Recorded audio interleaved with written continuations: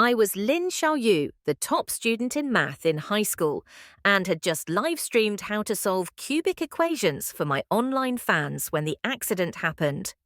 A cold glass of orange juice that I intended to drink to wake up accidentally spilled on my laptop. The screen flashed crazily, the keyboard made a cracking sound as if it was about to explode.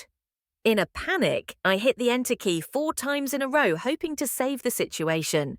The result was a black screen. An electric shock ran through my hand. I died. That's right, died because of a glass of orange juice and an out-of-warranty laptop. When I opened my eyes, I was no longer in a messy bedroom with piles of books.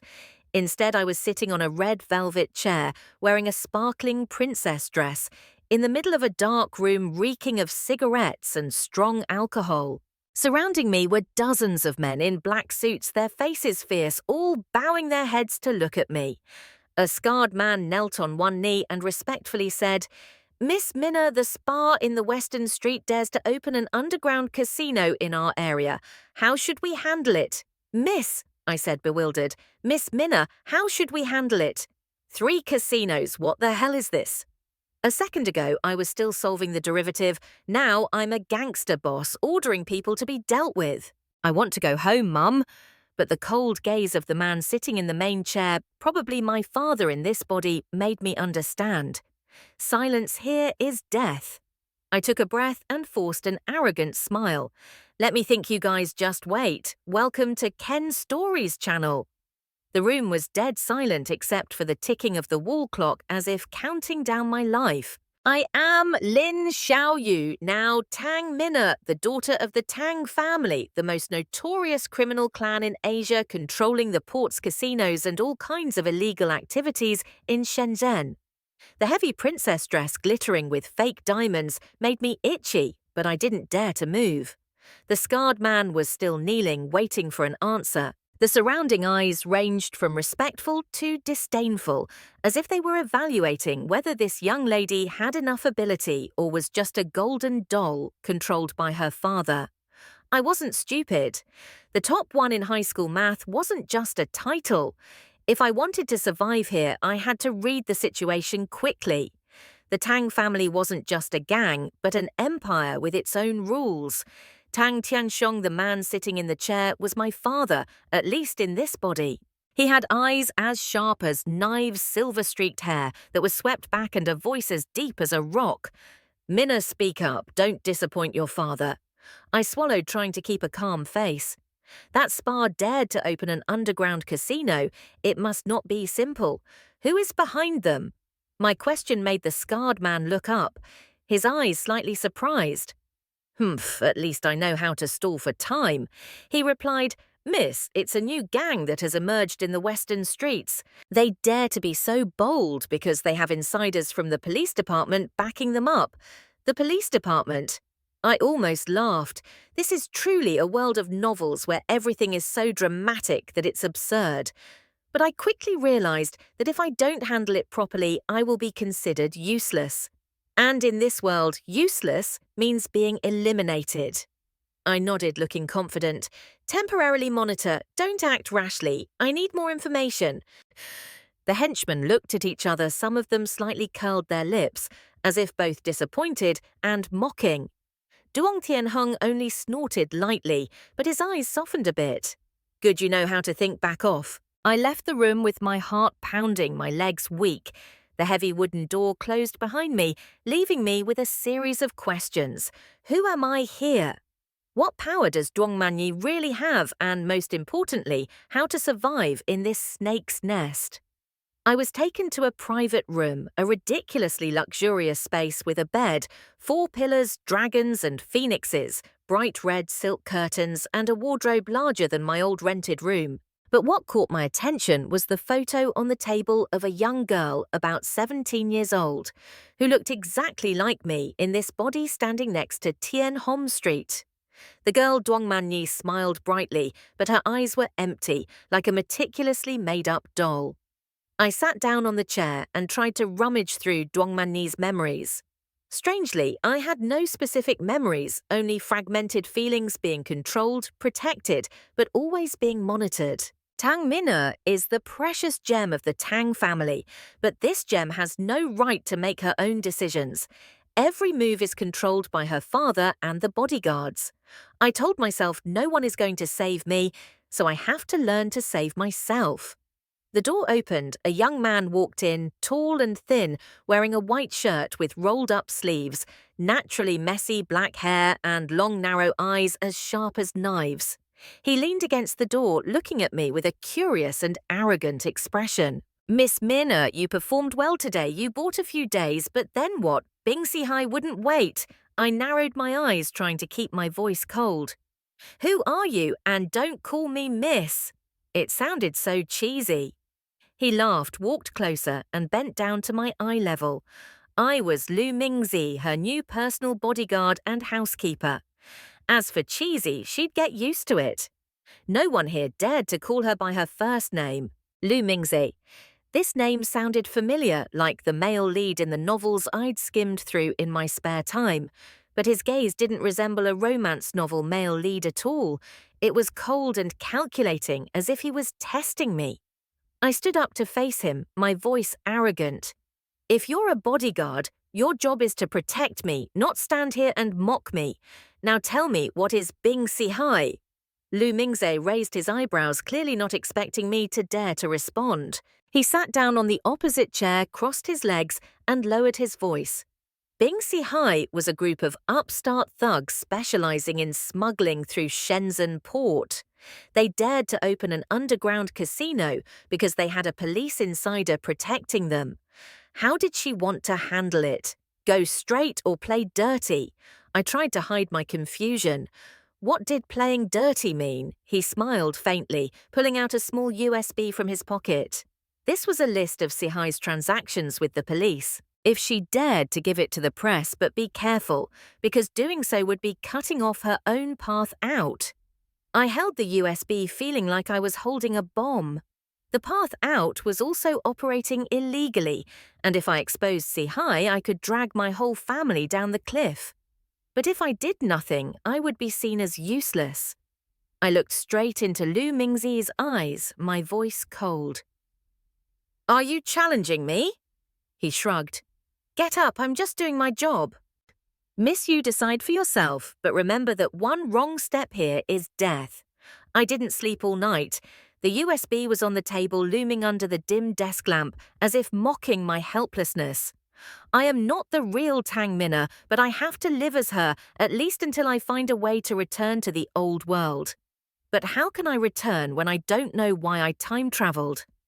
The next morning, I was called down to the meeting room again. This time there was not only Tang Tianxiong and his henchmen, but also a middle-aged woman wearing a red cheongsam, her hair tied up high, her eyes as sharp as a fence. She was Song Wan, the financial manager of the Tang family, and according to Lu Mingzi, she was more poisonous than a snake. Song Wan looked at me, her voice sweet but full of thorns. "Miss Mina, you performed quite well yesterday, but just saying you're going to charge is not enough." Bingsi Hai had just sent a warning letter asking Tang to withdraw from the Western Street. "What are you going to do?" I clenched my fists under the table, trying to keep my face calm. "Mrs. Song, I said I needed more information. How do you want me to decide when I don't know anything about Tu Hai?" Song knew. Uyen sneered, her eyes filled with contempt. "Miss, you have been spoiled since you were little, but now is not the time to play princess anymore. There is no way out to raise useless people." Her words were like a knife stabbing straight into my heart. I wanted to stand up and scream at her that I was not Tang Mina, that I was just a high school student thrown into this crazy world, but I couldn't. I took a deep breath, my voice cold. "Mrs. Song, if I was useless, why didn't you, the financial manager, discover that Sihai opened a casino right under your nose? Or did you let me handle it on purpose, let me fail, and then you sat there laughing?" The entire conference room fell silent. Song Wan was stunned, her lips pressed tightly together. Tang Tianxiong laughed, his voice deep and resonant. "Mina, you're quite good. Song Wan, answer me." Song Wan lowered her head and said with a trembling voice, "I was negligent." "Sorry, miss." I breathed a sigh of relief in my heart, but still kept my arrogant expression. Lu Mingzi stood behind me, the corners of his lips slightly raised, as if he had just witnessed a good play. Song Wan was not only the financial manager, but also the one who held most of the secrets of the Tang family. After the meeting, I started to pay more attention to her. Lu Mingzi, who often teased me, was a reliable source of information. One afternoon, when I was struggling with the pile of financial books that Song Wan had sent me, he walked in and placed a cup of milk tea on the table. "Miss, take a break. Seeing you so nervous, I'm afraid you'll burn down the manor." I glared at him, pushing the cup of milk tea towards me. "Drink it, I don't like sweets, and don't beat around the bush." Gikisi esitsina Mrs. What's wrong with Song Wan? I saw her looking at me as if she wanted to eat me alive. Lu Mingze raised his eyebrows and sat down opposite. She was more perceptive than I thought. Song Wan had worked for Tang for more than 20 years, but not everyone was loyal forever. She controlled the money, but recently there were several large expenses of unknown origin. I suspected she was playing a double game, possibly with Sai Hai. I frowned quickly, flipping through the books. Where's the evidence? If I accused her without evidence, she would turn the tables and make me lose face in front of my father. He smiled, faintly took out a folded piece of paper from his pocket. Here is a list of some shady transactions. Money from the Tang Fund flows into a shell company in the West Street. Who does this company belong to? Guess what I asked Sai Hai? My heart beat fast. Lu Mingze nodded. Exactly, but be careful. Song Wan is not stupid. She knows how to hide. If you want to expose her, you need to have more solid evidence. I held the paper, feeling like I was holding a double-edged sword. Song Wan was not only a threat from within, but also someone who could cause trouble all the way in and out if I didn't handle it well. I looked at Lu Mingze, my voice was firm. Do you have any good intentions, or do you just sit there and give me information and let me swim on my own? He laughed. For the first time, I saw a bit of warmth in his eyes. Miss, you really are not like the Tang Minna that everyone is talking about. Okay, I will help, but in return, you have to trust me. Tonight, Song Wan will meet someone in the western town. I know the location. Are you going? I thought for a while. Following Song Wan at night in a dangerous place like the western town, it sounded like throwing myself into a tiger's den. But if I want to survive and assert my position, I can't just sit here and wait to die. Go, I replied, my voice firm. But if you let me die, I will haunt you for the rest of my life. Lu Mingze laughed loudly, stood up. Don't worry, miss, I will never let you die. That night, Lu Mingzi and I disguised ourselves, leaving the manor in an old truck to avoid attention. I wore a black hooded sweatshirt, a baseball cap that covered half of my face, while Lu Mingzi looked like a real playboy with a leather jacket and sunglasses. The western town at night was another world, with flashing neon lights, loud music from bars, and people wandering around with shifty eyes. Lu Mingze led me into a small alley where Song Wan was supposed to meet people from Sihai. We hid behind a large trash can. The stench was so strong that I almost threw up. Are you sure? I whispered, trying to keep my voice calm. He gestured to be quiet and pointed towards the end of the alley. Song Wan appeared still wearing a red cheongsam, but no longer as noble as in the manor. She walked quickly, holding a small suitcase in her hand, exchanging with a man in a grey suit, his face hidden in the darkness. I couldn't hear what they said, but I saw Song Wan hand the suitcase to him, receiving a thick envelope in return. Did you see that? Lu Mingzi whispered. That was money. Song Wan was selling Tang's information. I clenched my fist, feeling angry. Song Wan had not only hidden the money, but also betrayed the way out. But I need more concrete evidence. Do you have a way to record it? I asked. Lu Mingzi pulled out a mini camera from his pocket. I told you to trust me. We recorded the entire conversation. But as soon as Song Wan left, the man in the grey suit turned his head, his eyes sweeping over where we were hiding. I felt a chill down my spine. He had discovered me. I whispered and pulled Lu Mingze's hand to run. He shouted softly, pulling me out of the alley. The sound of chasing footsteps echoed behind us, along with the peals of a few other guys. We ran through narrow alleys, dodging trash cans and drunken people. Lu Mingzi held my hand tightly, leading me through every nook and cranny as if he was familiar with every corner here. Finally, we escaped to a crowded street, blending into the crowd. I was panting, my heart pounding. He was really crazy. I scolded him but couldn't hide my smile.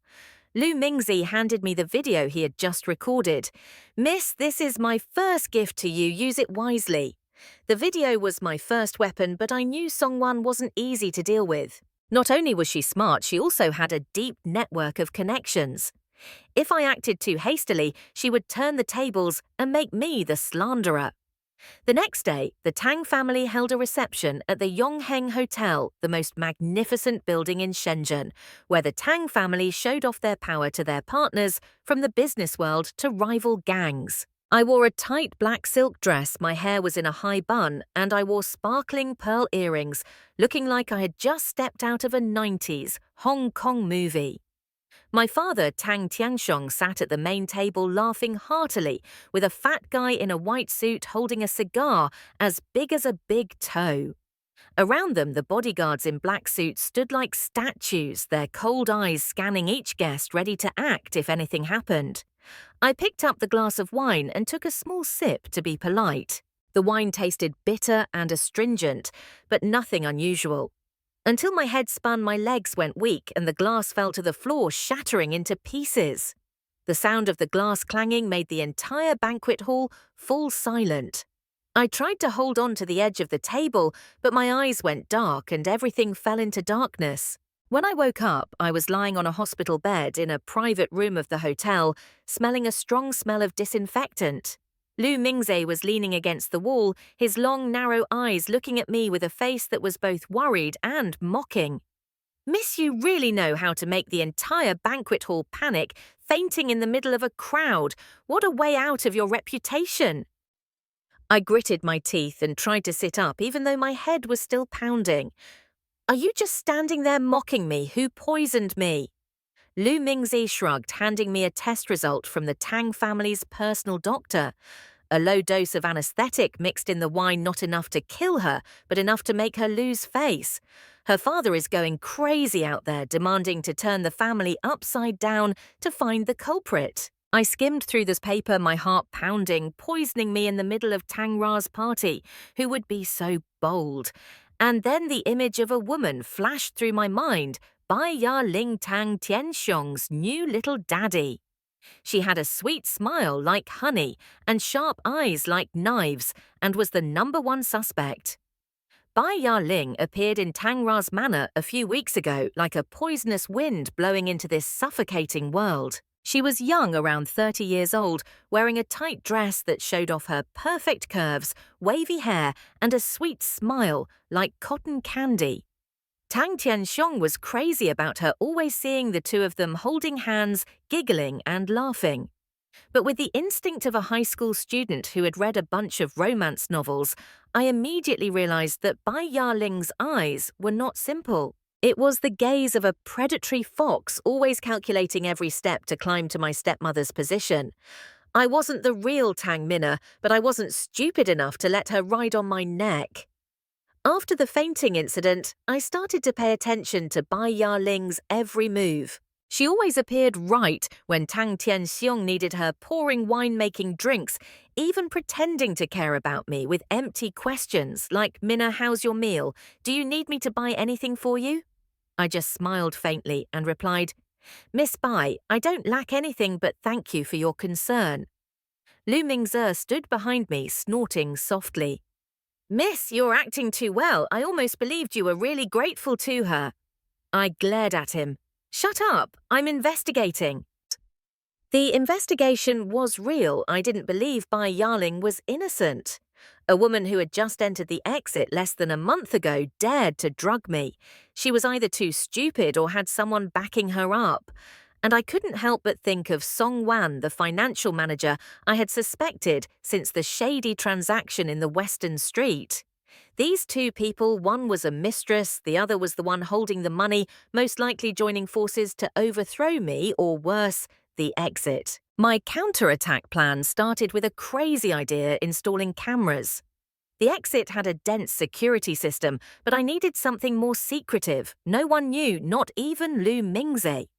I contacted AG, the former hacker who worked for DZAD, the person Tang Min'er had accidentally saved from being prosecuted for embezzling funds.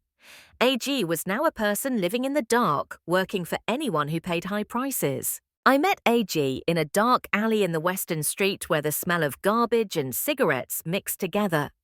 He wore a baseball cap, half of his face covered his voice hoarse. "Miss, what do you want?" "I don't want to get involved in the exit again." I stuffed a thick envelope into his hand, installed a mini camera in the living room and dining room of the manor. "I want to record everything Bai Yarling does. Don't let anyone know, not even my father." Ajie counted the money in the envelope. "You really are not like the Tang Min, I know." "Okay, but if it's exposed, I won't be responsible." "No exposure," I replied, my voice cold, "because if it's exposed, you'll die before me." Ji nodded. The camera was installed overnight. I checked the photos every night sitting in the room with a cup of black coffee, my eyes glued to the laptop screen. Bai Yarling really didn't disappoint me. She often secretly met Song Wan in the dining room in the middle of the night when the whole manor was asleep. The two of them whispered and exchanged small packages, and one time I saw Bai Yarling hand Song Wan a small brown pill bottle. I said to myself, "Good job, Bai Yarling." She had dug her own grave, but a moment was not enough. I needed a decisive blow that would kick Bai Yarling out of the way in front of the entire gang. And so I came up with a daring plan, medicine porridge, and pretending to be crazy. The next party held at the Tang family manor this time was to celebrate the new contract with a shipping corporation. The guests were as numerous as a group from gangsters to local officials. Bai Yarling, as usual, wandered along Tianxiong Street holding a glass of wine, her smile as sweet as honey. Song Wan stood in the corner of the room, her eyes sweeping over me as if she was assessing me. I was prepared.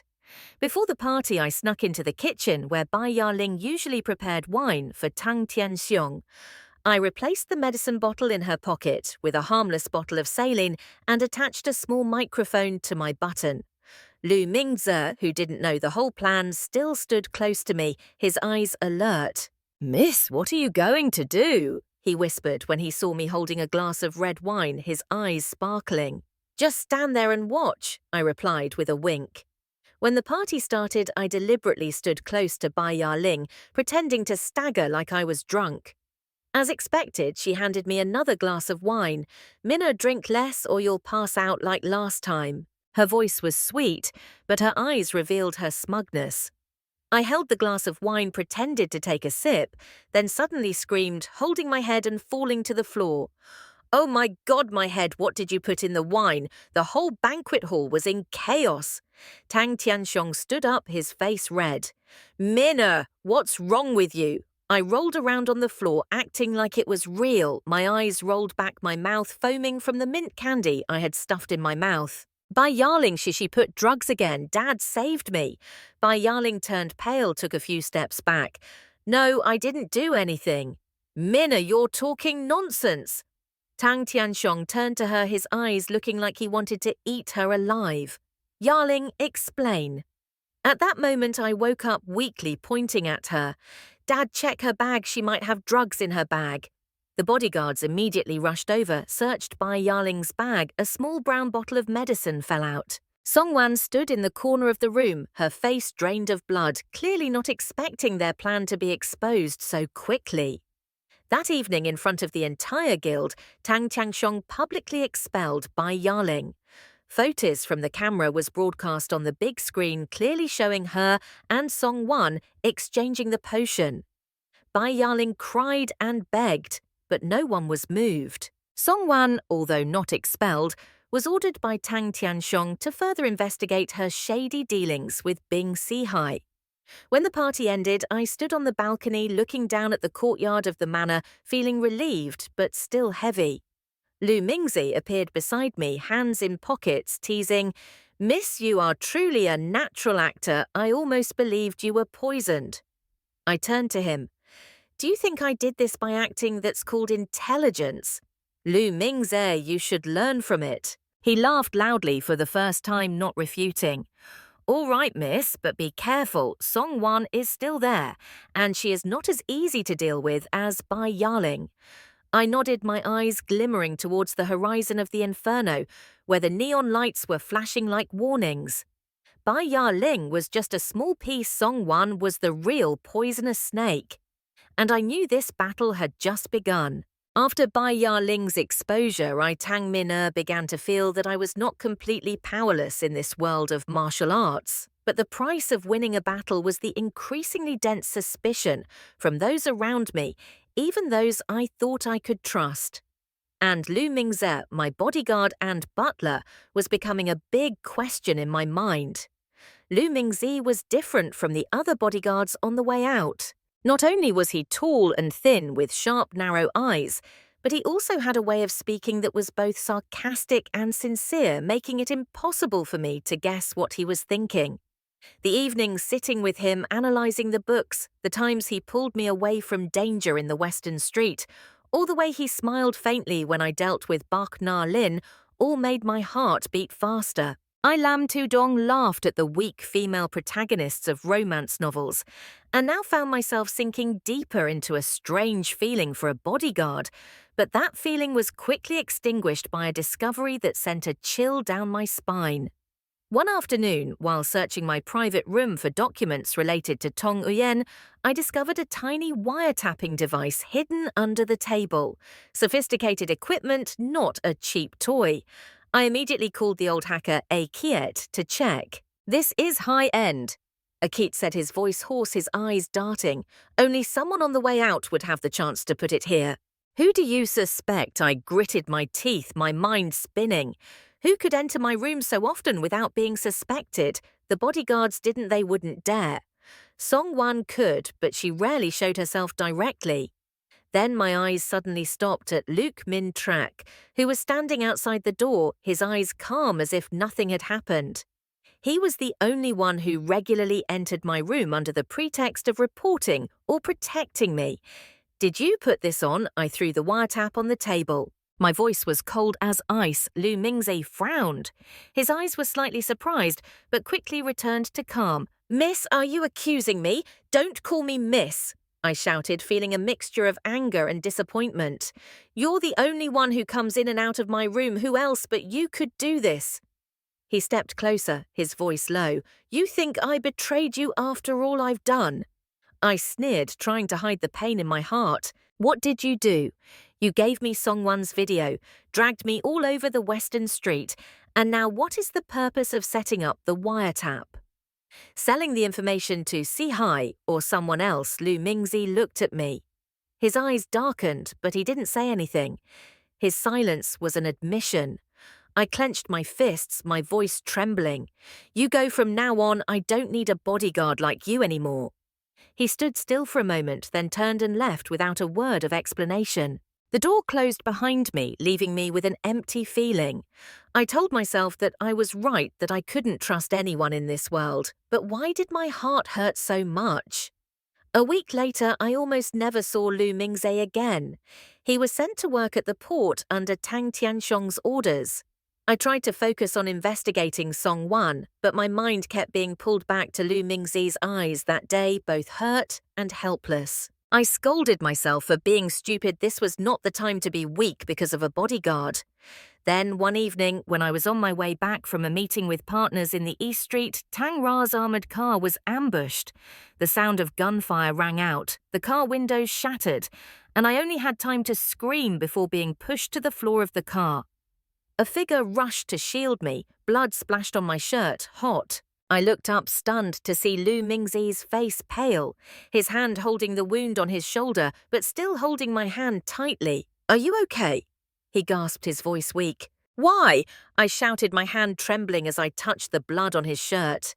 Lu Mingze, with a familiar faint smile, I followed her to protect her, the wiretap. It wasn't me who placed it. It was Song Wan. I just wanted to find evidence. I was stunned. He knew about the wiretap, tried to protect me, but I misunderstood and chased him away.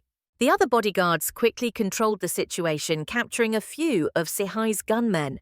Lu Mingze was taken to the emergency room, while I sat in the car, my hands covered in his blood, my heart heavy. For the first time, I realized that I had misjudged a good person. Lu Mingze was not a traitor. He was the only one who truly stood by my Sid. I went to the hospital that night, sitting by Lu Mingze's bed. He woke up, his eyes tired, but still sparkling with mockery. "Miss, are you here to visit me or to check if I'm dead?" I glared at him, but my voice softened. "You almost died because of me. If I don't come, who will?" He chuckled, trying to sit up, but grimaced in pain. "You owe me a life, remember to pay." I held his hand gently but firmly. "How do you want me to pay?" "Lu." Mingzi looked at me, his eyes deep. "Stay, don't chase me away anymore." I pursed my lips to hold back my tears, but next time I'll tell you clearly, I'm not good at guessing people's hearts. He nodded, his smile gradually fading into warmth. For the first time, I felt my heart lighten, as if I had just found a fulcrum in this chaotic world. The ambush made me realize that the Tang family was not only facing external enemies like Sihai, but was also being threatened from within. Song-won, despite being investigated after the Bai Ya-ling incident, was still rampant. Rumors spread in the guild that Tang Min-er was trying to purge the loyalists to seize power. Some of my subordinates began to look at me with wary eyes, even hostile ones. One morning, when I checked my private room, I found another wiretap, this time hidden in the chandelier. Song-won clearly did not give up. I called Arjit to ask him to trace the source of the device. The results gave me chills. The wiretap was placed by one of Tang Tianxiong's close bodyguards, but the fingerprints on the device matched those of a servant who worked for Song-won. I immediately reported to Tang Tianxiong, but he just looked at me, his voice low.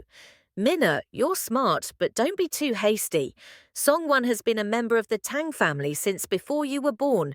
Without hard evidence, you'll only cause chaos in the gang." I clenched my fists, my voice was cold. "Dad, if you don't speak up, the Tang family will be in chaos before you can do anything." Tang Tianxiong frowned, but didn't say anything more. From that day on, I've been under house arrest 24/7. The bodyguards followed me everywhere as if I was a criminal and not a young lady. With a fake smile, Song-won pretended to comfort me. "Young lady, don't worry, this is to protect you." I just smiled faintly. "Mrs., but you care too much about me. But be careful, don't let me protect you." My 18th birthday party was held grandly at the Tang family manor as a way for Tang Tianxiong to ease the tension in the gang. The guests were as numerous as a group, from gangsters to local officials. I wore a bright red dress and stood in the middle of the main hall, a forced smile on my face. Lu Mingze, who had just recovered, stood a few steps away from me. His eyes always followed me like a silent guard. But I knew that this birthday party was not just a celebration, it was a trap. Song-won had prepared to destroy me, and I was determined not to let her win. In the middle of the party, my cousin Tang Xiaowei, a naive 15-year-old girl who always followed me like an older sister, ran over holding a glass of red wine. "Sister Mina, drink with me. Today is your birthday, so be happy, right?" I smiled, but my eyes changed at Song-won, who was standing near the wine table with a puzzled smile. I held Xiaowei's hand and pulled her closer. "Wei Wei, you drink first. I want to see how much fun you can have." Xiaowei giggled, took a big gulp, and just a few seconds later, she held her chest, rolled her eyes, and fell to the floor. The entire banquet hall was in chaos. Tang Tianxiong rushed over to hug Xiaowei, his face pale, and called for the doctor quickly. I stood still, my eyes coldly looking at Song-won. Her face pale, but she tried to stay calm. "Miss you, what are you doing?" Xiaowei was just a child. I stepped forward, my voice sharp as a knife. "Mrs. Song, that glass of wine was for me, right? If I drank it, the one lying there now would be me. Do you have any explanation?" The entire hall fell silent. The guests looked at me, their eyes filled with fear and surprise. Tang Tianxiong turned to Song-won, his voice as deep as thunder. Song-won spoke. Song-won stepped back, her voice trembling. I didn't do anything." The young lady was in a mess. I signaled to Lu Mingzi. He stepped forward and handed over a small brown pill bottle identical to Bai Yarling's. This was what was found in Mrs. Song's room, an anesthetic, a high enough dose to kill someone. Song Wan collapsed, unable to say a word. Xiao Wei was taken to the emergency room, luckily survived, but was still in a coma. Tang Tianxiong ordered Song Wan to be detained, and I stood in the middle of the hall looking straight at the gang. I didn't ask anyone for their trust. I got it by scaring them. From now on, whoever dares to touch Tang Minna will pay 100 times the price. From that day on, the nickname Cold-Blooded Young Lady spread throughout Shenzhen. I didn't want to be that kind of person, but in this world, weakness means death. Lu Mingzi found me after the party when I was sitting alone on the balcony overlooking the city. Cold-blooded young lady, this title suits you. He teased, but his voice was gentler than usual. I glared at him, but the corners of my lips curved slightly. Don't call me that, it sounds like I'm about to become a villain. He sat down next to me, shoulder to shoulder. She wasn't a villain, she was just learning how to survive. I looked at him. His eyes were so sincere that it made me confused. Thank you, Mingzi, for staying. He smiled faintly, but his hand lightly touched mine. I told you I'm not going anywhere. At that moment, amidst the conspiracies and bloodshed, I felt a trace of warmth. But I know that Song Wan is just the beginning. The real enemies of the Tang family are still waiting, and I have to be stronger than ever to face them. Song Wan is imprisoned, but I know that she is just a pawn in a bigger game. The real enemies of the Tang family and me are still lurking, and if I don't act, this female chair will soon turn me into a puppet. Lu Mingzi, after taking the bullet, became the person I trust the most.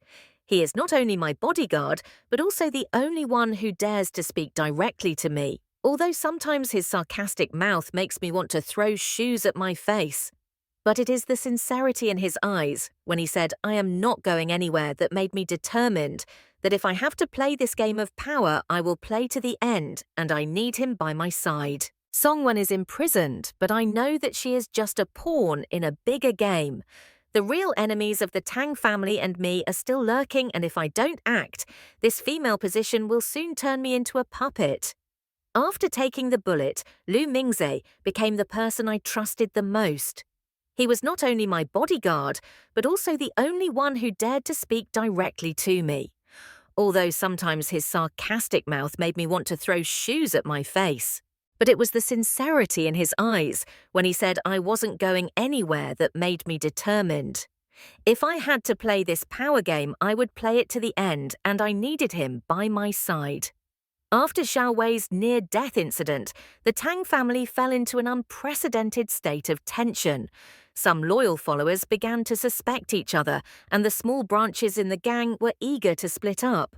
Although my father Tang Tianxiong was still the leader, his health was getting worse, and I was no longer invited to attend the closed meetings of the Tang elders. I vaguely heard from a servant that someone was colluding with a foreign money laundering organization, preparing to sell out the way out for personal gain. I was not surprised that Song Wan's name appeared in the question again. Although she was in prison this time, the person behind it was not just her. Another person I had never expected was secretly manipulating. Tang Tianming, my uncle, the head of the strongest Qingfeng branch of the Tang family, specializing in controlling smuggling activities through Shenzhen port. Tang Tianming had always been loyal, but the look in his eyes when he looked at me in meetings always had something unpleasant, as if I was an obstacle. I used to think it was just contempt for a young girl who had not yet grown up, but now I realized that he wanted to push me out of the Tang family to seize power. I decided not to wait any longer. If the Tang family was a chess game, I would be the one to make the decisive move. I asked Duong Tianheng to convene a general meeting of shareholders, a closed meeting of all the elders, leaders and representatives of the branches in the exit. This was the first time a beloved daughter like me dared to ask for such a thing, and I saw my father's eyes filled with surprise and doubt when I made the request. Minna, are you sure? He asked, his voice as deep as a stone. Dad, if you don't do it, the Tang family will fall apart before you can do anything, I replied, my eyes determined. Tang Tianxiong nodded, the corners of his lips slightly raised. Okay, but you have to take responsibility.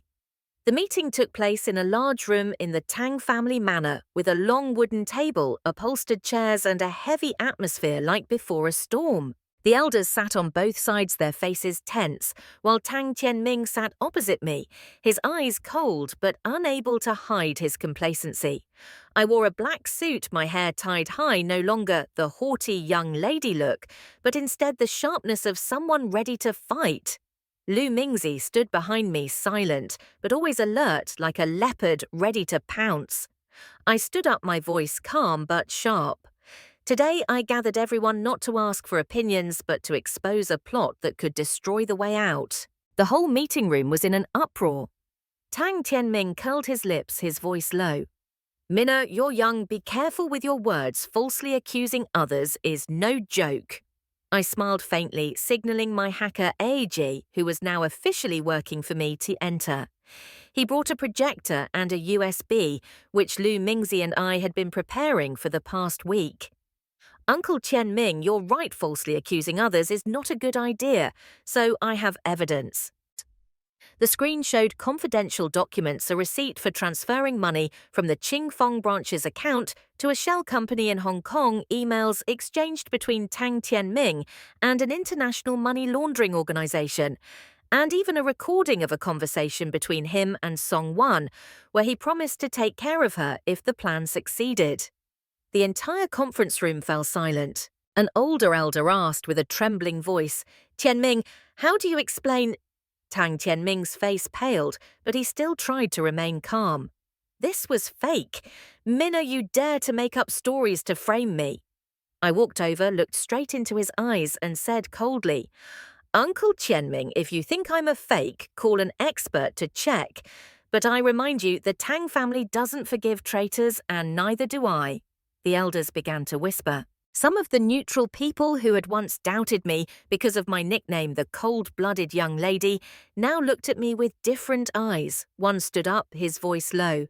Miss Minna, what do you suggest? I turned to Tang Tianxiong. Father, I suggest that we go before Uncle Tianming and investigate the entire Qingfeng branch. If we don't clean up the internal affairs, Sihai and the others will take the opportunity to swallow our way out. Tang Tianxiong looked at me, his eyes slightly surprised, but also full of pride. He stood up, his voice booming like thunder.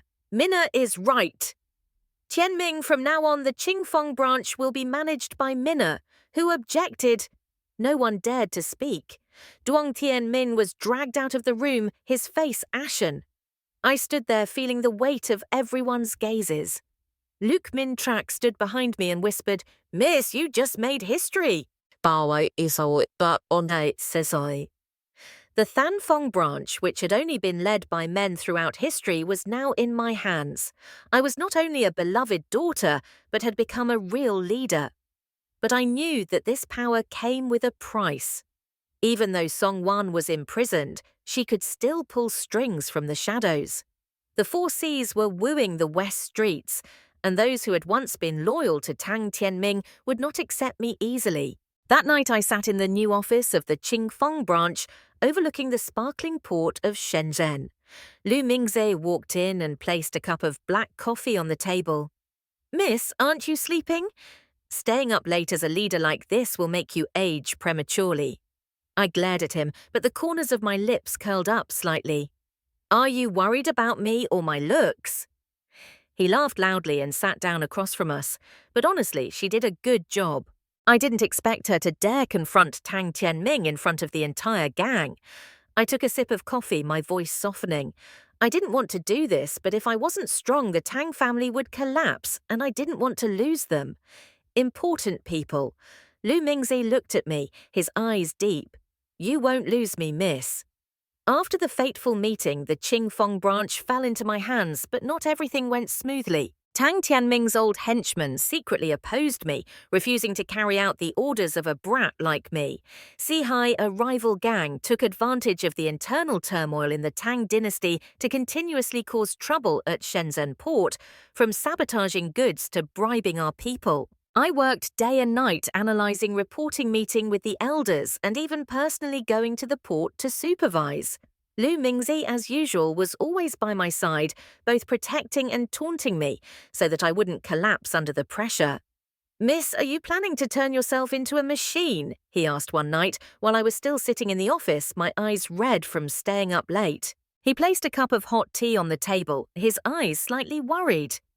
"You want me to rest while Sihai is digging a hole to bury the way out," I replied, my voice tired but firm.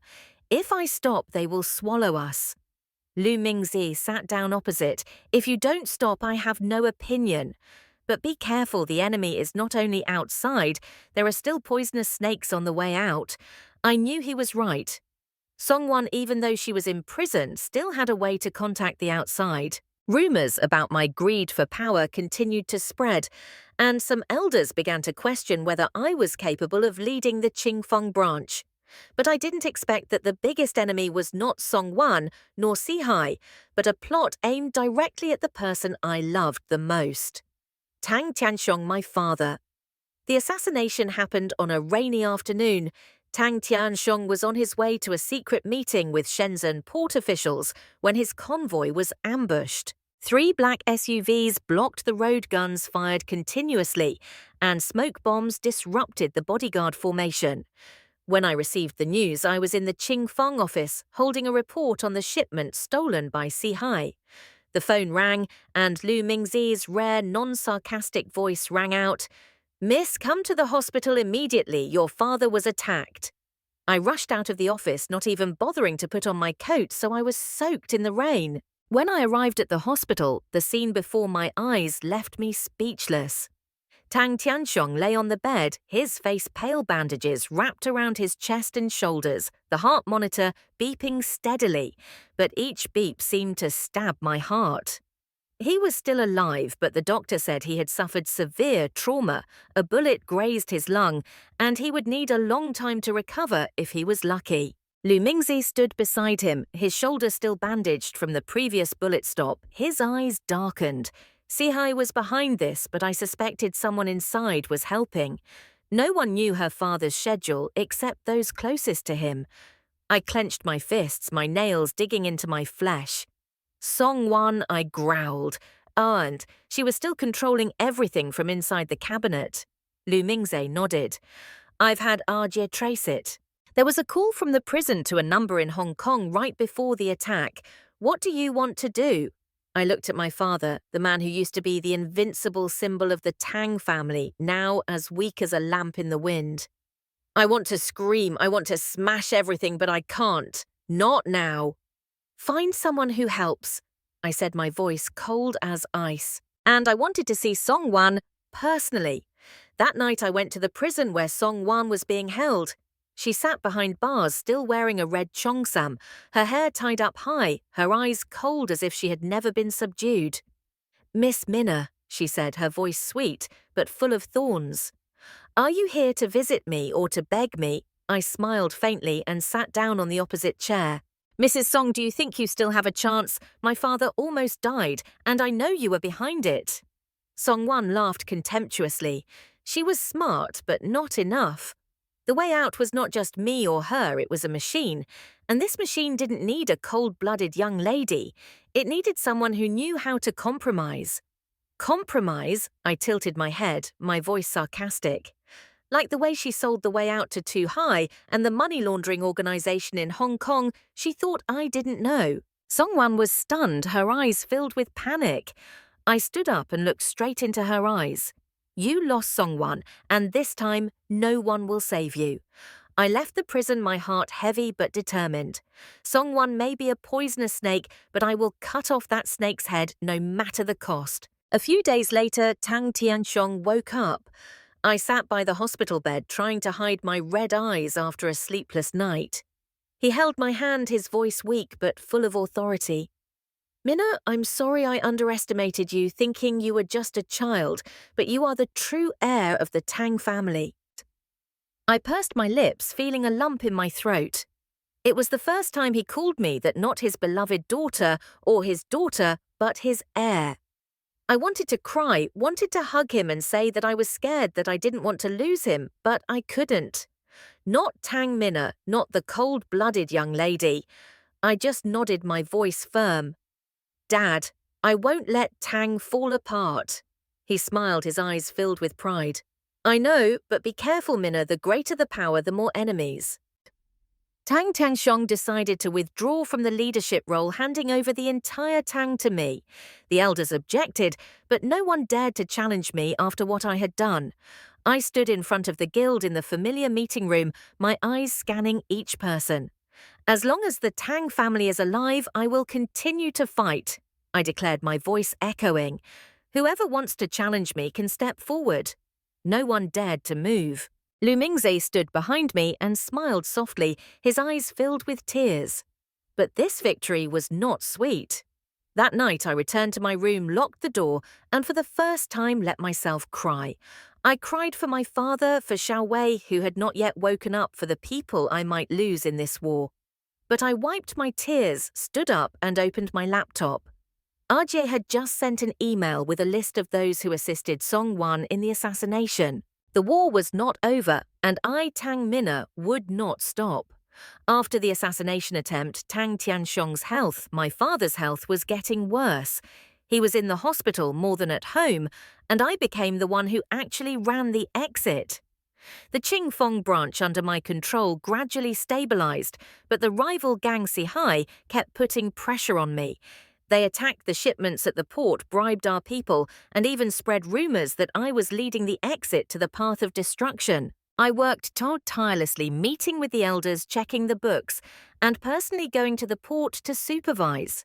Lu Mingze, you have become my only support, always by my side, protecting me, and keeping me awake with half-joking, half-serious words. I scolded myself for being stupid.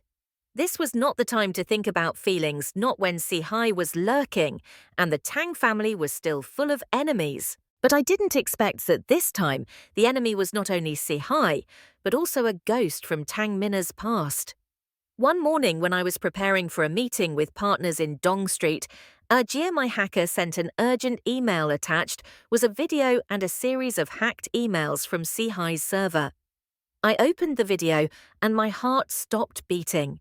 The person standing in the middle of the dark room, wearing a black leather jacket, hair tied up high, cold eyes. It was Xia Yunfei, Tang Minna's childhood best friend, who used to be like a sister to her. The scattered memories of this body arose. Xia Yunfei, the girl who always held Minna's hand when they were children, running and jumping together in the manor's yard, laughing and joking in the rain. But she disappeared 5 years ago when her family was expelled by the Tang family on suspicion of betrayal. I never thought I would see her again, even less that she was now the new leader of Sihai, crushing the way out. In the video, Xia Yunfei spoke coldly, Tang Minna. Who do you think you are, the heir, the cold-blooded young lady? The Tang family has ruined my family, and now I will ruin you. Give up or you will lose everything. I clenched my fists, my nails digging into my flesh. Xia Yunfei is not just an enemy, she is the past, a wound that Lin Xiaoyu does not know how to heal. I called Lu Mingze to order to strengthen security. Sihai was about to take action, but Xia Yunfei was faster than I thought. Just 2 days later, when I was on my way from the port to the manor, an anonymous call left me speechless. The distorted voice rang out. Miss Minna, if you want Lu Mingze to live, go to warehouse number 7 on West Street alone and prepare to give up on the way out. I clutched my phone, my heart pounding. Lu Mingze had disappeared since the morning when he went to check on a shipment. I wanted to believe that he could escape on his own, but the image of him taking the bullet for me last time flashed through my mind, making me unable to sit still. I put on a black coat, a baseball cap, and drove to the Western Street, ignoring Ajie's warning, Miss, this is a trap. Warehouse number 7 was cold and dark with a strong smell of engine oil and rust. Xia Yunfei stood in the middle of the room, taking off his coat, holding a gun in his hand, his eyes as sharp as a fence. Lu Mingze was dazzled on the chair, his mouth was covered in duct tape, but his eyes were still calm, as if to say, "You shouldn't have come."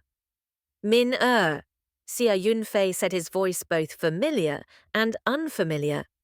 "You've changed a lot.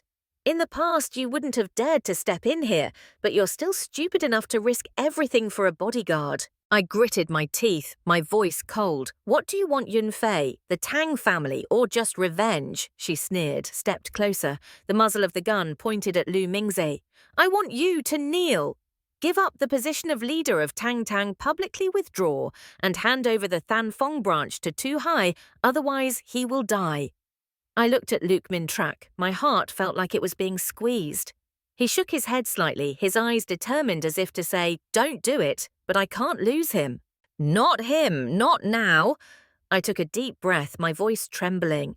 "Okay, I will give up, but let him go first." Ha Van Phi raised her eyebrows, clearly not expecting me to agree so easily. She was really weak. Man Ni love made her stupid.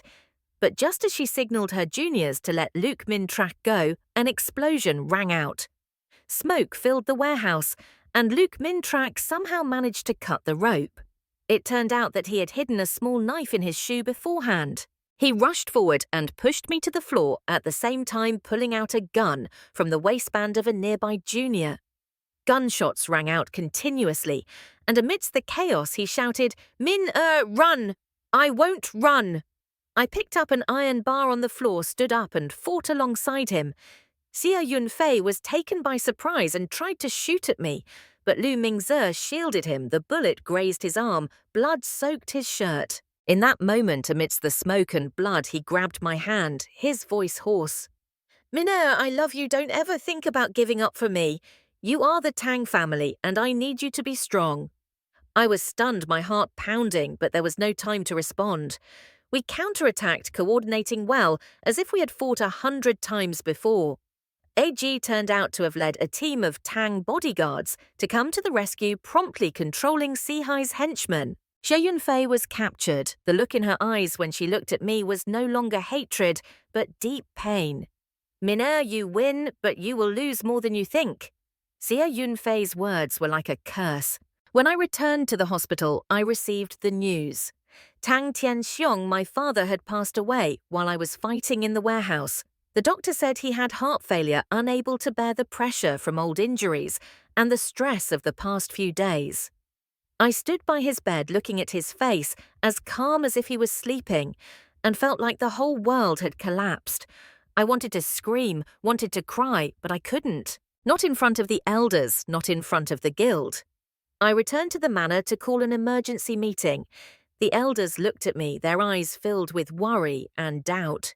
One spoke up, "Miss Min now that Lord Tianxiong is gone, what are you going to do? The Tang family is in chaos, and the 4 Cs have not been extinguished yet." I stood up, my voice cold as ice. "The Tang family is not in chaos because I am still here. The 4 Cs will be crushed, and anyone who dares to betray the path will pay in blood. You want to test me? Go ahead." No one dared to say more. I left the meeting room, but the pain of losing my father was like a deep knife wound in my heart. I told myself to be strong, but every step was as heavy as lead. Tang Tianxiong's funeral was held solemnly at the Tang family manor. I stood in front of the coffin wearing black mourning clothes, my hand tightly holding Lu Mingze's. He didn't say anything, just quietly stood by my side. The warmth from his hand was the only thing that kept me standing.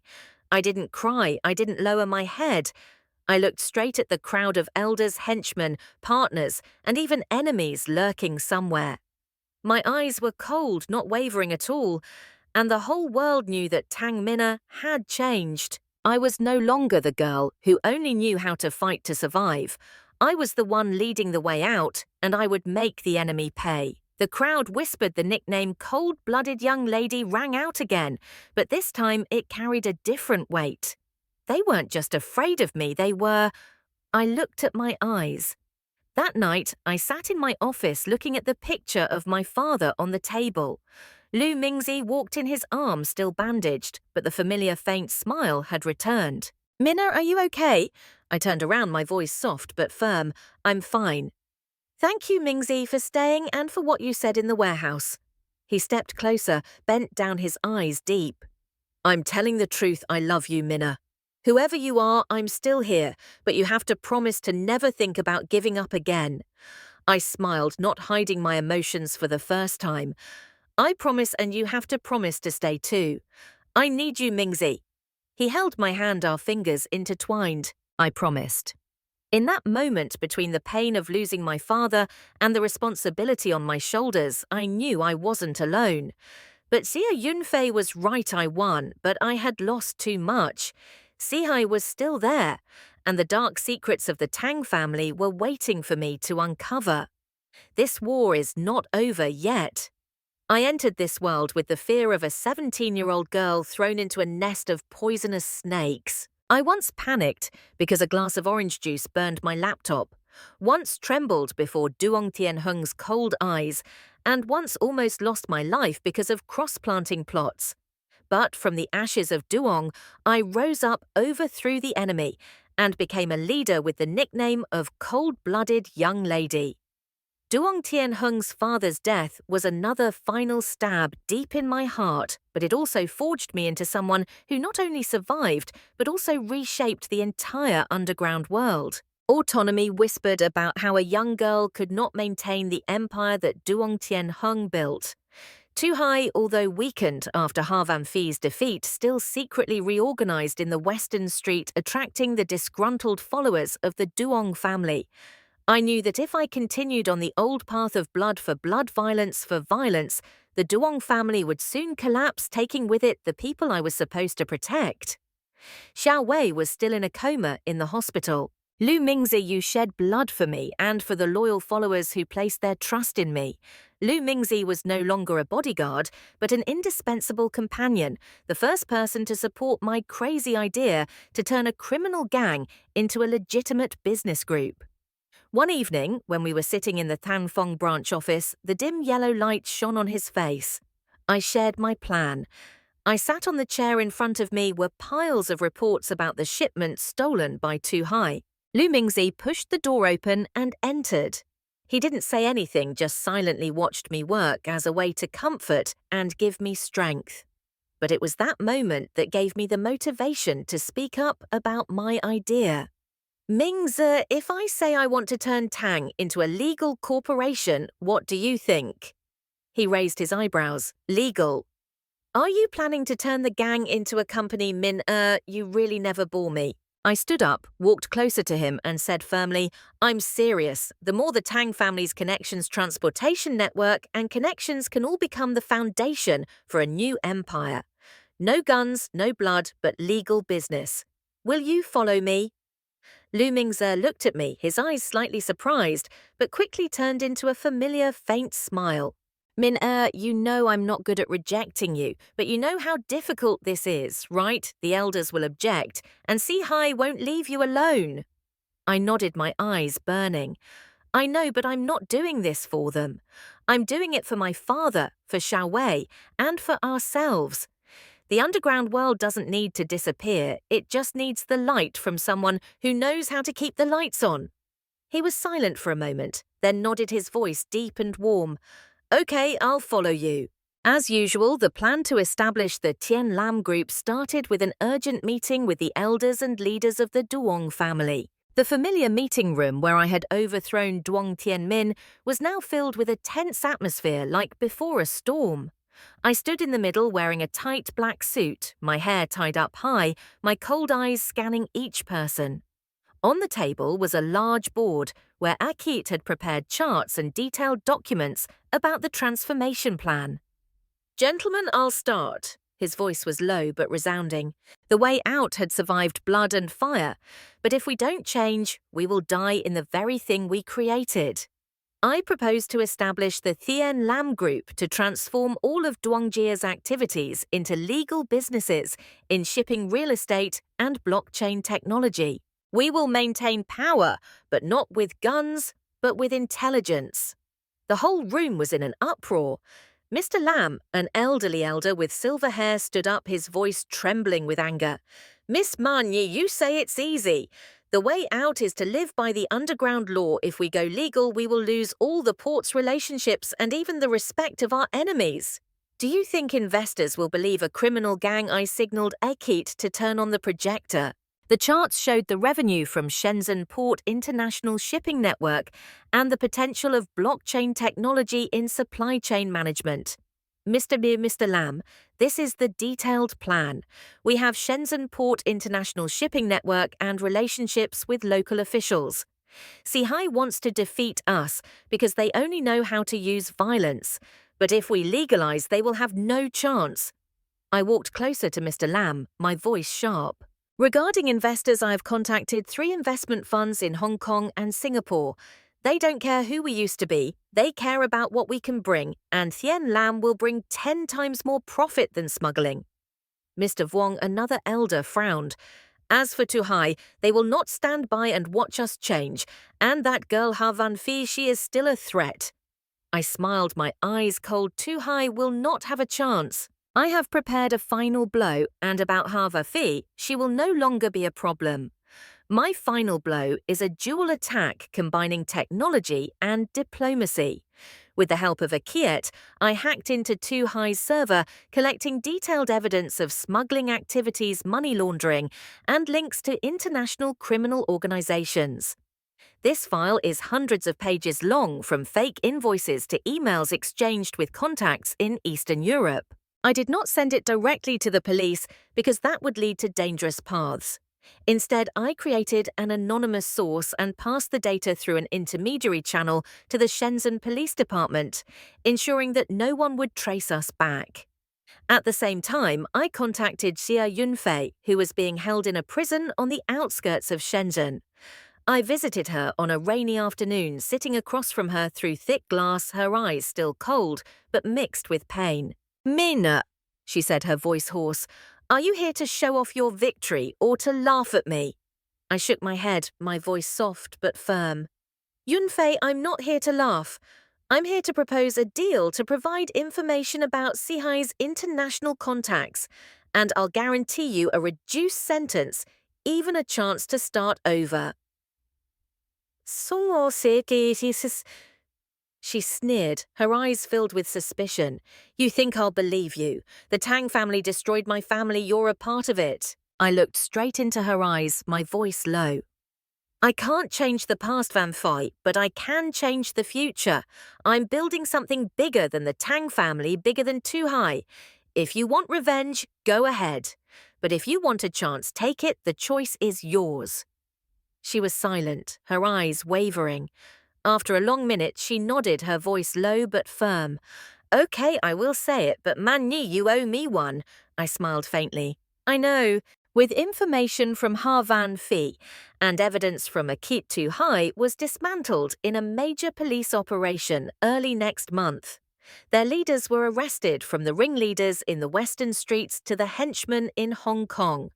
The smuggling network collapsed, and the way out remembered to wash their hands in time to avoid being implicated.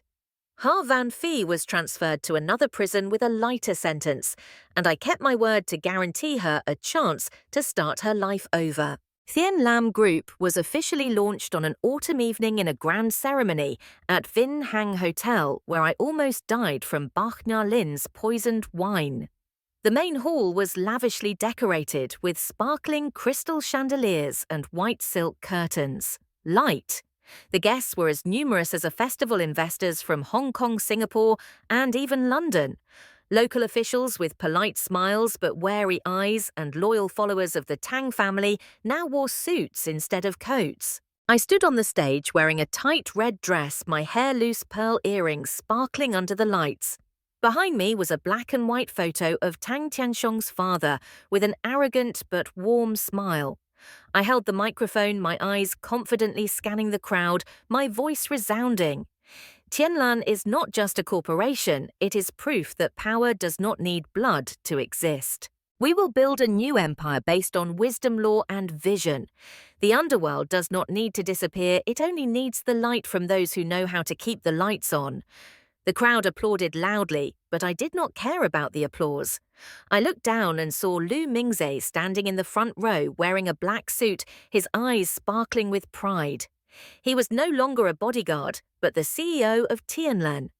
You helped me turn this crazy idea into reality. Beside him was AG, now the head of the technology department, and a few of Tang Ji's former henchmen who had chosen to believe in me. The ceremony ended with a brilliant fireworks display in the Shenzhen sky. I stood on the hotel balcony watching the exploding lights, my heart relieved, but still heavy.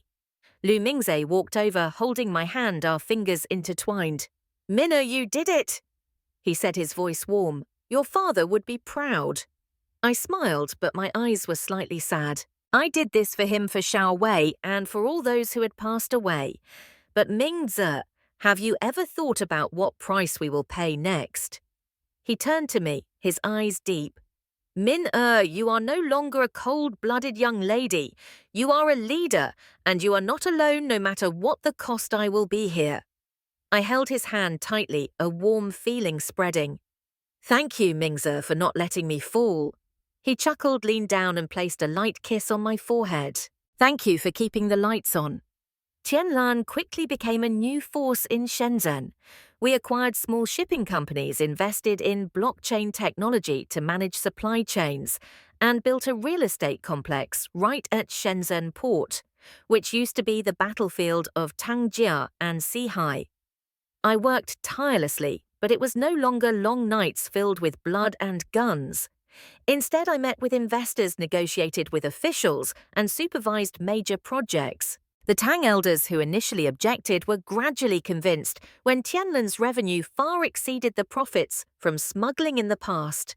My cousin Xiao Wei finally woke up after 6 months of coma, and I brought her back to the manor where she used to run around with me. Looking at Xiao Wei's smile, I felt a part of me healed. Sister Minna, she said, her voice weak but radiant. You really are a superhero. I laughed and patted her head. Not a superhero way, I just don't want to lose you. A year later, I sat in Tianlan's main office, a magnificent glass tower overlooking the abyss. On the wall was a black and white photo of my father. Next to it was another plaque with the names of those who had sacrificed for Tang, from nameless henchmen to those I had fought against. I looked at the photo and whispered, Dad, I did it. Lu Mingze walked in wearing a white shirt with rolled-up sleeves, holding a bottle of peach tea as usual.